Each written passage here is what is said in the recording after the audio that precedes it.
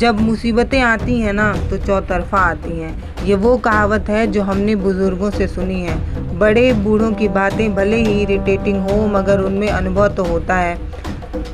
अब जो भी कहिए इसमें कोई ना कोई लॉजिक भी होता है। अब देश को ही देख लीजिए, पूरे देश में अदृश्य कोरोना वायरस है। कोरोना वायरस की वजह से लॉकडाउन है, जिसकी वजह से पूरी अर्थव्यवस्था इसकी चपेट में आ चुकी है।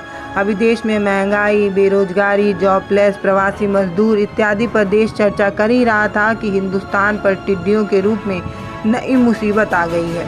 समस्या इतनी बड़ी है कि इसका अंदाज़ा ऐसे लगाया जा सकता है कि साल 2020 में होने वाला टिड्डियों का यह हमला गुजरे 26 सालों में सबसे बड़ा हमला है।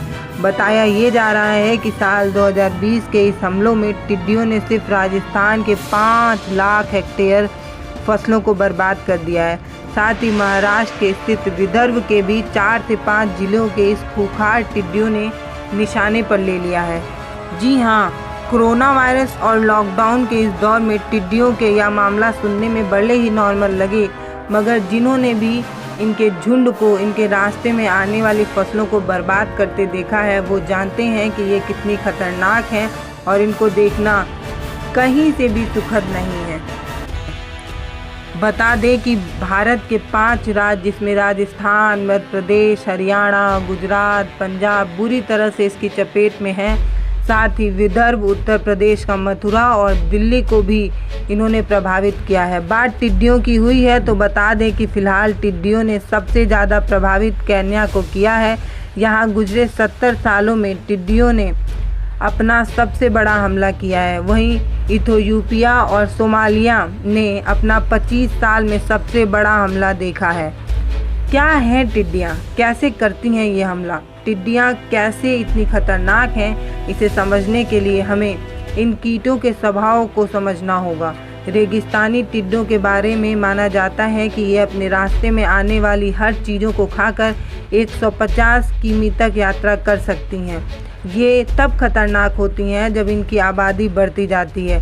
बढ़ी हुई आबादी के कारण इनके मानव सभ्यता के साथ निपटना बढ़ जाता है। इस बारे में यह भी कहा जाता है कि टिड्डियाँ केवल दिन के समय और हवा की दिशा के अनुसार ही उड़ती हैं। सभी प्रकार के पौधे और खाड़ी फसलों को दावत के लिए जाने जाती हैं और चंद मिनटों में चट कर जाती हैं। ध्यान रहे कि रबी की फसल कट चुकी है, हालांकि खरीफ की फसल की बुआई शुरू हो गई है।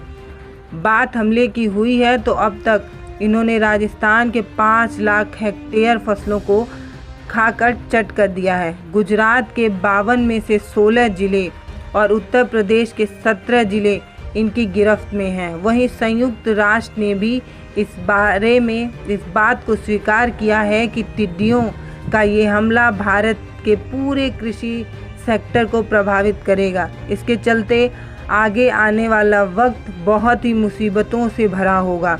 इस वर्ष टिड्डियों का यह मामला सामान्य से भी काफ़ी पहले हुआ है।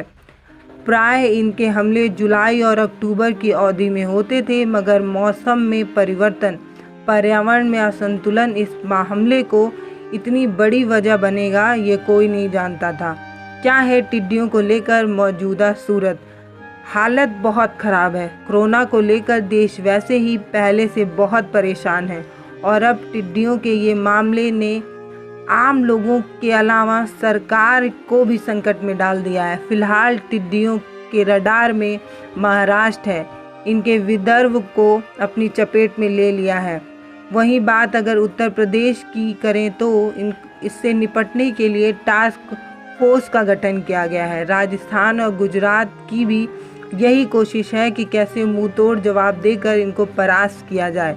फिलहाल अब टिड्डियों के हमले की ये तस्वीर हमारे सामने है।